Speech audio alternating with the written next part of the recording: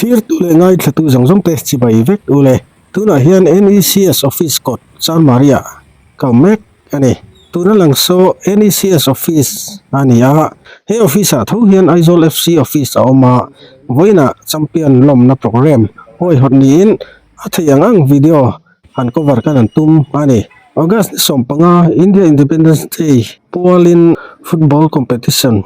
board sei ani a Aizawl FC hi hniha an champion ani khozol lama Aizawl FC reserve team te an champion a Aizawl lama senior team te an lo champion bok ani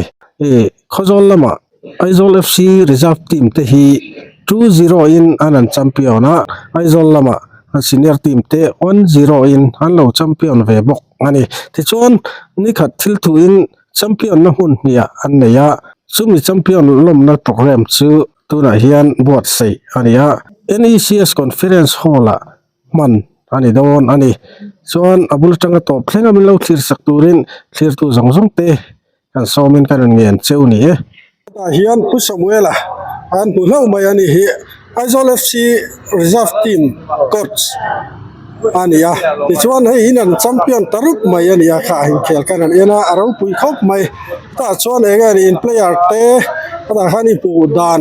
ma son lezel na tur lao mini hriange anti te in puacha dan khami kong in an zo chu dan kha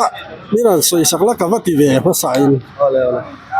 alo mo me nia report to chu kina program han ta pedon tho wangin ka soi tam lo nia kan nau te hi tun tum kan nau te hi an display tha an mania quality asang bo chu an chonin man son zel karinga chu an chon hei sang takan thlen ka beise an mani tun din huna chon kan reserve team player te chu kalome chuan nia in khuakirna hantila hi poimo viang mai chunga chuan nia iron soya longom viang mai chu mi rol chuan engeni panin thunun harde ulek engamo khang te kha ektinge anom ve thowem thina na tun din huna chonin har sa takhi chu nom lem lo maro chu engamo changa han hau an ngai chang te po chu om ve thoma se ata pi ro chonin hawan ngai than lo an display tran felen ko an nuam khop mai karan mulea hey helai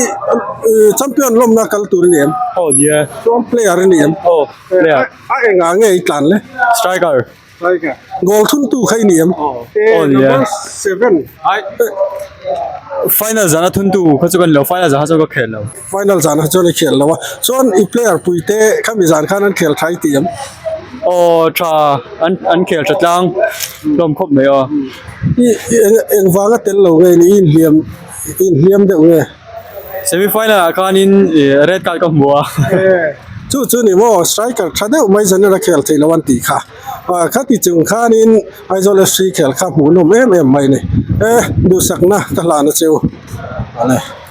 lo kal khom rui to maya hey tura hian program tan ala hun lo de laka loro kan belok player ni em ni ye ang position ang etlan forward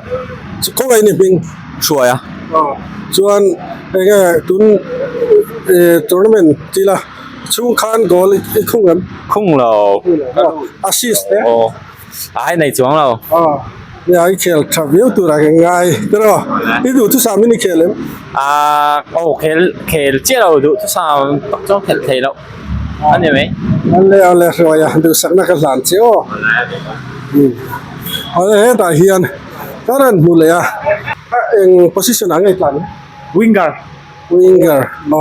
chuan goal score mo assist mo inayam vậy nhỉ goal cái score goal voi ni score ai nga nge final zana nge semi quarter final le second match akan mo ani se khawai ni thing Vincent Laldoma ti ma lam hun se la tan du sak na sang ber ka lam cheo Papuval pu assistant coach reserve team ani senior team akalo se swala min lo se thiam ta ula soi swal hi chu om ve thei teng hi chetero ole puwal pui tun tuma in khela khana tira tangin yom kim vek tura kan nga ya ta chuan in team te in khel dana khanin enge du thu sam lo lai le du thu sam lai te pon yang chu khang lai kha ngay này mà bạc sẽ là po mà son sẽ ngày nó lại thì po nhỉ chứ lại thì chứ sợi tù rau mà mình là sợi sặc chứ le ka lom me nia kanin buat sai nang zong zong chuan kan ti chuak thei lo ma ro chu kan khel china alo mo ma champion kan ni thei renga ti lo mo ma du thu sa mang dik dik chun thila thleng thei lo ma ro chu MPL in buat sai nan kar khat vel hun kan la ya kan la ti dik to lo te po MPL mai kan ni siam thaman tura ka ngai ale po ni se tu na hian eng level ang khel ma ba kin nei ki MPL khan tel no ni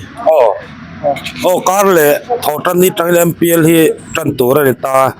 ke ni kan first match hi thole ni kar le thole ni a hian sai khama kon le kan game ma seba kan khelang hei pura ba te tele an company te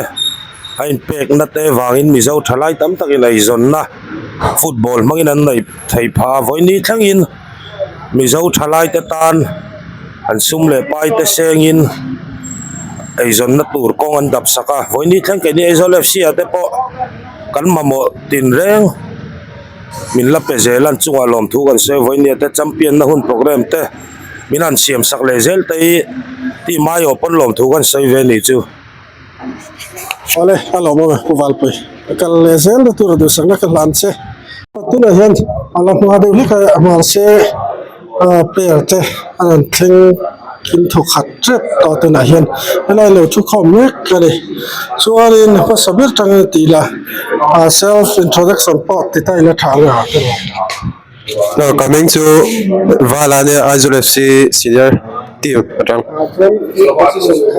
center back. Stephen Fella, senior team, left back. Suayania, position 2 forward. he Aizawl FC academy as an assistant coach now to kai de tu sabi ne an khia thaveu cho ga ria bu cho to phin mo thai to ban chua Kaming chu lalming mo na dia goalkeeper dia reserve team. Kaming chu Shuai Puyania forward reserve team. Kaming chu lalming mo na dia left back reserve team. Kaming chu Velania reserve team ami right back.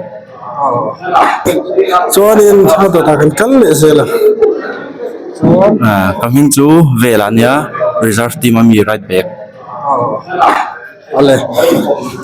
Kaming chu Brett Wilson Luania reserve team central back. ole to anu lama hian kan kal le la chuan hing le ga ni a pot khulai tlan na position vel te po kha Coming to Lalthan Puya, Ania left back khela. senior team mo I reserve team. ole chuan Coming to Engiania reserve team midfielder. best player khatiro best player chuan Coming to Adrenal Pexa Ania reserve team. Joan position 2 midfielder. ole cái hiệp minh xuống đúng không? Aizawl FC Board of Governor member senior bear kani toa boin August lisome pasari sang nila sumi paru hian Aizawl Football Club in local football in Elna Mizoram kan ngai zot ber te zingami Independence Day football tournament MFA na buat sai Aizawl ale Kozol DFA na buat sai Kozola kan senior team tele kan reserve team te patian ko ina zara champion no mo ne anon hoa kan lom he maya alom na hun buat sai long sirin kan phela program ro pui tak ne lo ma se hun chin chiat lak le boin ni hi lim na ni kan ton ni ni bangin ti hian alom na hun buat sai ania e hun mong tura kan som zong zong te in zava in kan welcome chewa chibai kan lo buk chew ni ประเทศถุยลงไว้ทางกูกินหมดเทศเนี่ยนะติดโกโก้ละเลยขะทนปนีนะ bung hi chang sung hi pahni le sung hi pathum nina sela kei rol cha na te chu tlan san la tin lung thiang hi malal pa lama pian jinga chuan fel na te ring na te mangai na te rim na te rero mi state ai khanin everyone season ma sa khanin to the min zone chu hey I coach pui ta te hai opponent coach sen chu hi player la tak tak te mia chu sa dan pu te sa chi nga te chu player lang tong ang kon experience tak tak an le le sa sa nga te ha de khan hai nang chu ren iron lu chawan ni a mi shet lan ni lo ba exam men khamin te a chu ta chu ka chana chu ka sam kop nei coach sabar chu kan ni thei dong lo wa chan experience ko kan nei lo ba ma se a pokrin ber ero chu ani thein ka sia chu lama chuan tan kala ang ti khan ka soya ala fiat karenga chuanin season ma sa khan ai kan sporting director chu mi main Aizawl FC ai hianin manin soi talok ila min som lo wa adila bil kan ya min som ya lo wa kuming kan nen hianin kan ti ya ni realize so pang ni red boy pi thin kan ya tu ta tanga in tria ya lu chau bi kan ya chuan season ma sa chuan sarvi kan hoi kan an oma season ma sa le khanin thil tam kan zira kan champion an bi tenin aro pu em ya kan ai lik lama do kan an khela chuan season ma sa khan nge kala win bai sei lo u tupin head coach na kha iron offer kan dar ma sa angren khu mai ne he tuming kada ko na la she in karinga chan chu kala in pe lo ha ka tina sa angrenga ma se ni khanin na min ding ni tlat anin chu ve ti mayang ma se ka te ka du ka nin Aizawl FC Khalid Jamil la tuna Indian national team head coach te po eng ma ani lo wa tangin temen Mumbai FC relegate puya tangaron ho so tuna Khalid hi tina la ran maya ma se hmun lai khanin coach ro pi ne lawa chu platform te chu Aizawl FC ani enge ni state owner the license kan tina sa ka tinga min thaya ne ni zo mi te ni zo player te ni zo coach te state owner te za pu om lo wa enge confident kan om ne thina chan chu Aizawl FC va ni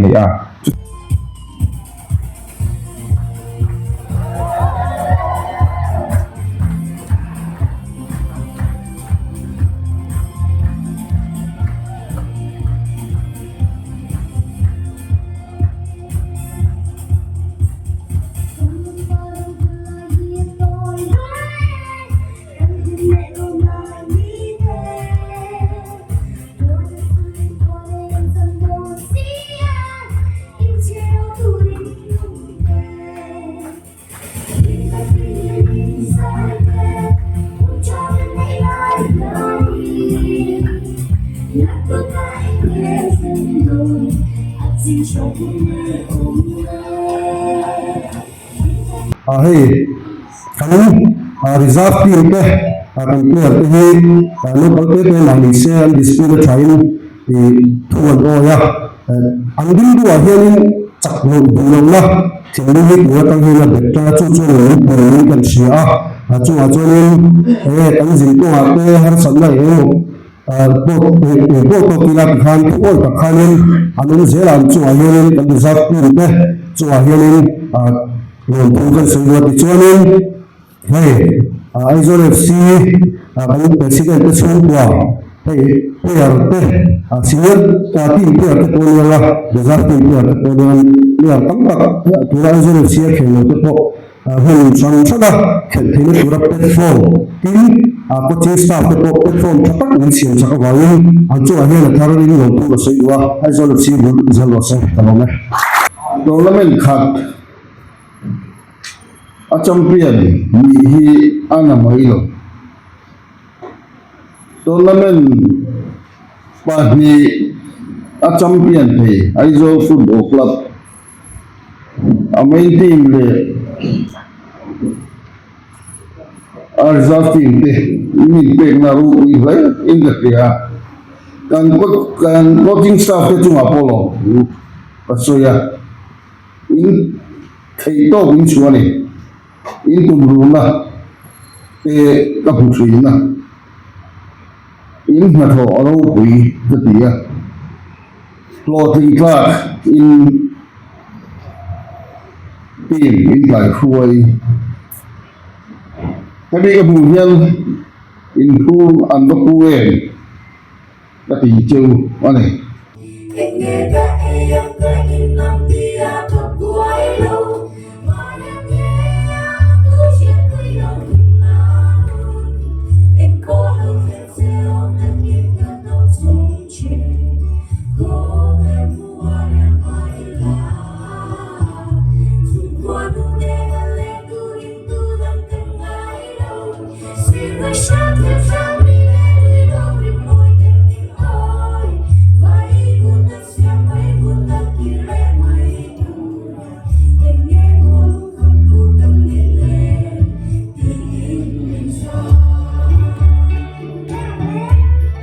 Aizawl FC anh khel hi in chuang tur ani dekha ama sa chang kan soi duwa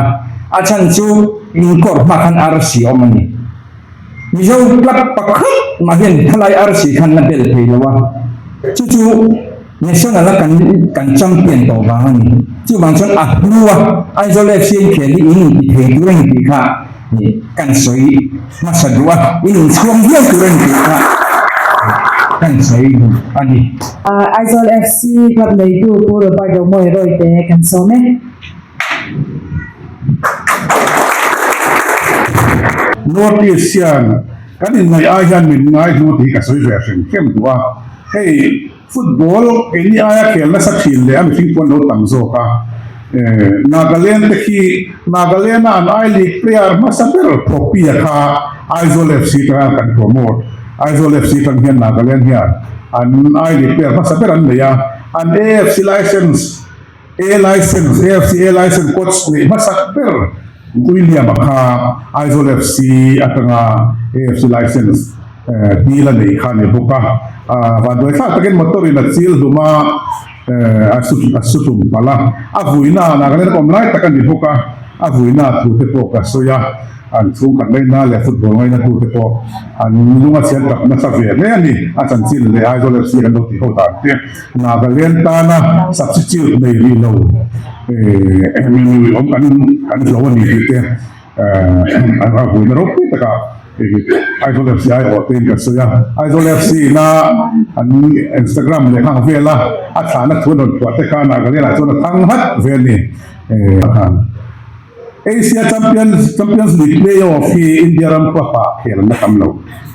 so Aizawl FC hi kan ban ni fi ha paken thoi na kan donga sumero chu he red card pakat man po to ko ani a chuan chu tiang chuan kan khela irana kumi thana ho hian kala kal ve man lawa a vot via ni ome kan score ve tak ni Asia Champions League playoff score to club pi India ram hian lo man ni sem don sela moti te khwan tam lo ko bang so ni chu lo man dong te tha kan ani a ma se kan chak lo 3-1 kan chak lo wa AFC group league kan khel ve ta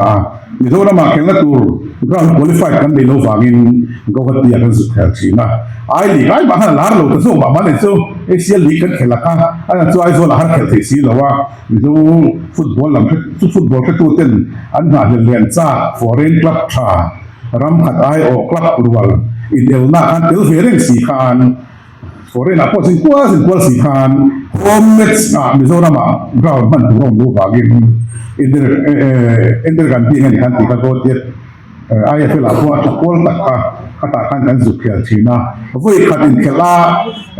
ground hayar man to kan nuai bi ni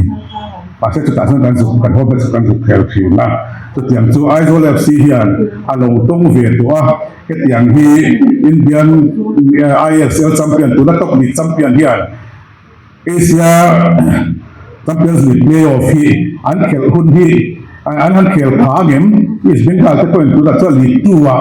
Champions League 2-1 qualify kan khel lai lai kan khel ang level ka chu an na that fu ani tu chu in so thi na po ni lawin no kan soi ve ni chu Aizawl FC kan kal tram tin te po hi youth development ka ke mani development program ta kan naw te si chuak so ho hi sum le pa ya du am na pon ni lem lo Aizawl FC pangai dur mai kan an nei thin hi alom em maya tian khan kan lo ha pui re to kan tu kan lo vero chu Aizawl FC chu nai zu zo ra bi chu sa ni lo sela ti kha kan ti ve tang tha na dia he ni kana ten te po hian chung ti chu so mi la nei tu di ve du hin om lo mon le aser tam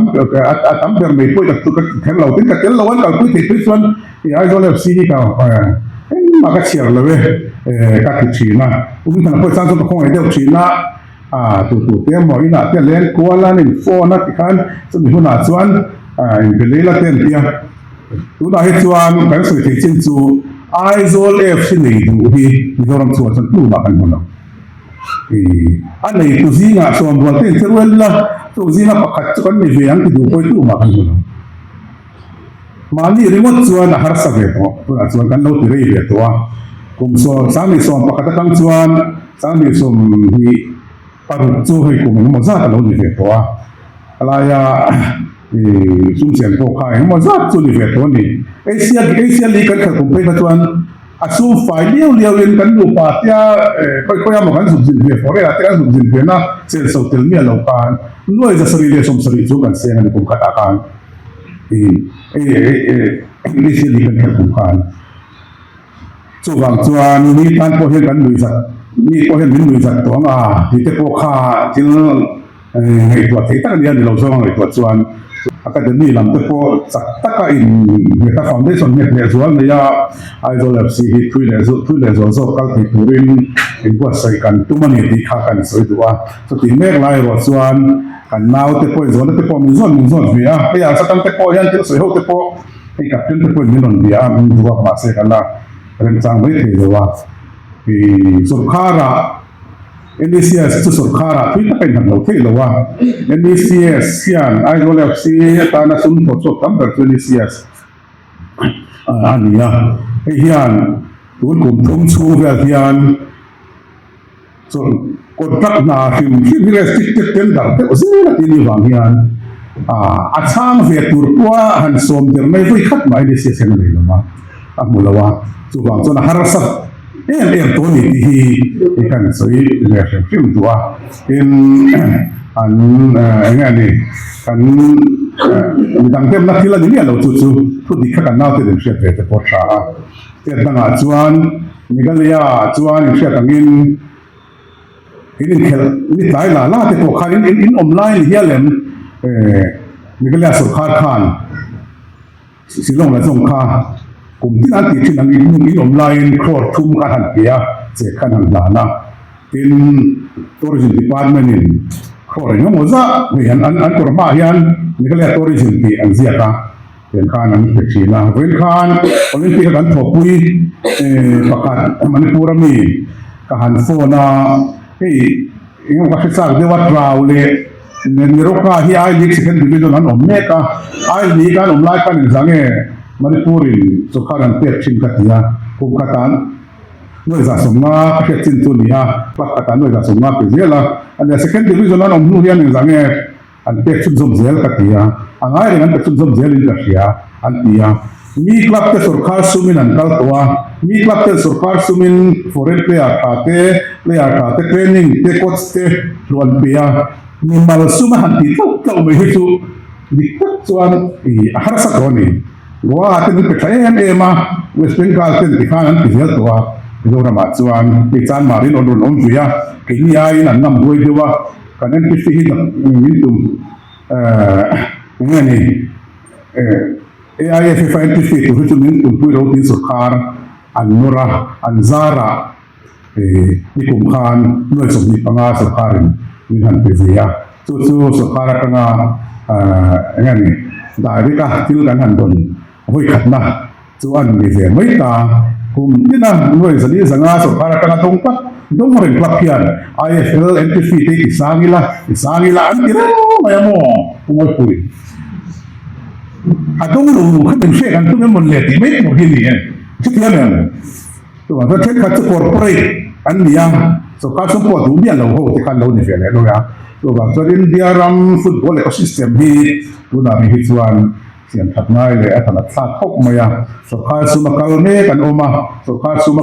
ya te lo pian oma so kha suma chen oma mali sei hina tanga ti tau pol kan oma thil hi a in balance tak tak theilowa tha po hian at chang te on ve thin ti kha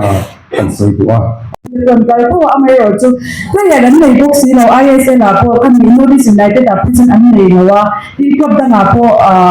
nhà cái lên cái chỗ anh này được anh này là chỗ mà cho nên football là anh này qual nên mình để đi chụp chụp thế na Aizawl FC vào thì nó còn nhé tại vì mình lâu giờ Aizawl FC chân chính mình rồi là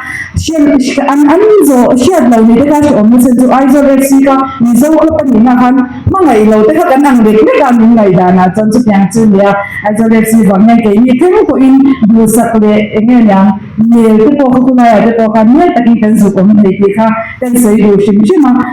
cho vào cho nên cái tổ mấy lâu xe là cái dễ sẽ thì cái lâu đủ thế nên mình thì chú cái sự chắc dễ mà cái sự về thì chú tôi là khi mà phải cái số mà ngã vì anh hiện hiện Aaron xem thôi là champion thì không ấy lâu sau sẽ ở in cái này đáng dân cái gì này đơn nha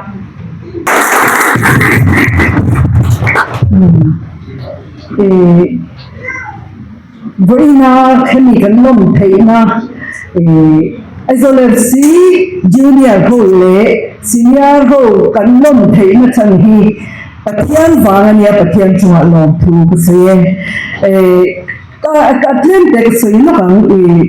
kan in khel do na khan a senior ho po a junior ho ka chu kan en vin thei lo wang a tung tai po a tung tai tu chin thawa a senior kan in khel do na ka tung tai dan tu ma kan tung tai a ka ton lai pa chak kan cha mi chak ti ro ti khan kan tung tai chin ma se tu no yan ka in tha shung ka ta pathian ne na ka du po yan lai pa chak khi chu ka cha tu tuk ma se ka dil nam lo che thai ti angin min chang che ma se email som tla ka an khel thei nan thei to pa an khel thei na turin thei to pa khel turin an ma ni hi tur sakla ni fui sakla i diam na laga te le in khel moi lo laga te i min den sakang che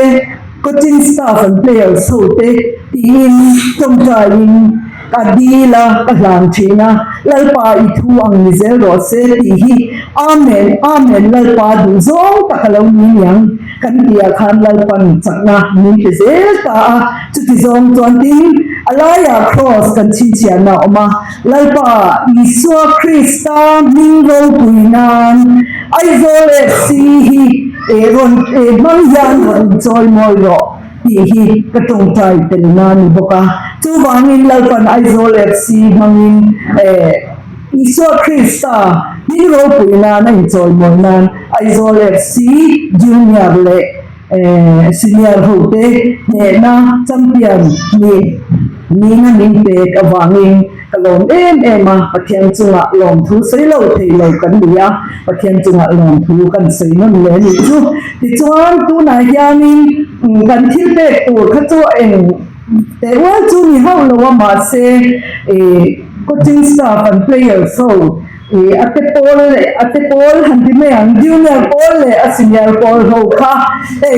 khoi am te han kala in khel ha kan lom buinan chu tawel set thu pakhat thu kan pe don chu ni ti kha kan puang du boka amai male ro chuan sen kha tawel set kan pati bagi ma set kan pati chuanin ta chuanin englo adang le a chuanin oisa kha chen sang hi thau kan be don da choi kha tin ni khela i thiam ne ma i a no nam ta ni khela kan chuana kan nu pa in junior ho pe chu a in noi lama kan fanu te ma chapui te be te ho te nan lo ena laptop tani nan ena ke thuti du kan e wangin zin te kan tu ma wang ke siam lo ke te ai patin kal fa malama room bila ka ona apa hi malam kha room lekan room pakhat lama khan ka on saka chi chuani in loi lam khan goal ai junior ho ka goal an han ti ta chuani an out chu ka chuang lawa chu mi no a goal ka mu kha goal ka tia ka au ve le fa chu ta apa khan ka zukala a goal no goal tak mo ta kha lo muang bi kha lo nya lo au ve thai si lawa a goal ti ka chi ve le a mu chuang lo na ri mang ke ni goal lan tia chu tiang khop chuang kan chu hian kan a chila pathian in lo tin man pe kan lo me ma en kham chu ni lawa kha in tho ri ni tho ha man kha kan sen do chewa ti chuan ma te ka kha te kha ni ron tin sila he la mo la cha lo ko ko ko he laนี่คือจุดละโม่จุดละขึ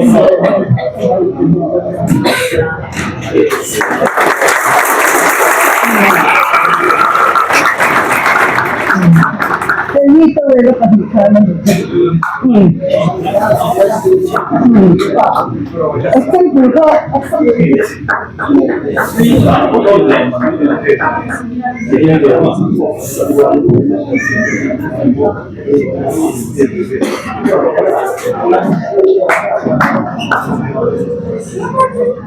ทีมลมมันอายันแต่บุญมีหินที่พูดถึงใช่ปะไม่ชอบเรื่องมาเสีย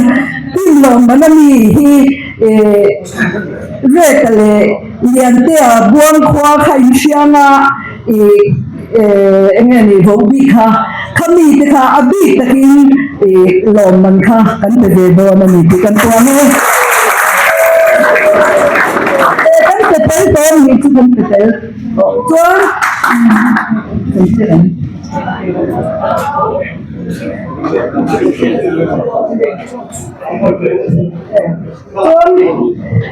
สิ่งนี้ทีมเขาไม่เราดีมูลให้มีนิสัยสักตัวนี้ผู้มวยผู้ยาเมื่อตัวกันเขาตุป่าอีนิสัยสักตัวนี้กันเราซ้อมกันเขาตุเตะเราก็เลยเซ่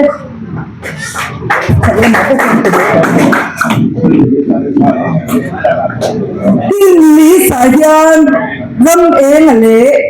จะมาอันเป็นบุคคลนี้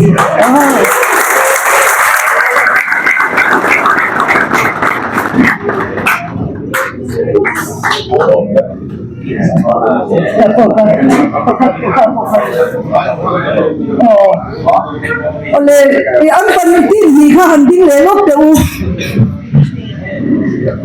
kan lompui cewa kan cuam cewa kan sebaik lompui nan tu tilau benang oleh program ngomong champions lom kan ni tiga kan thei trepa champion sabangin in beng le nok te ang sabay level sang sang ayin champions hal ke hi champions thang talia veteran na tumira champion ta lo tu zoka chuti ve chuni in til pakhat do thu soi main media team hi kan nei khara Aizawl FC hian kan page vel en goal te pokha a professional thop mai July chun lawmna tangkai do mai pahni kan zikira ma nula pahni thapui le te loading te se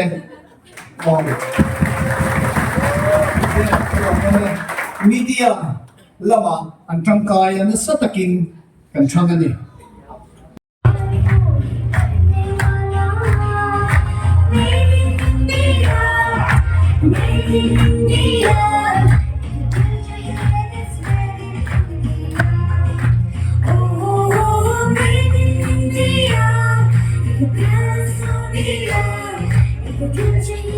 If you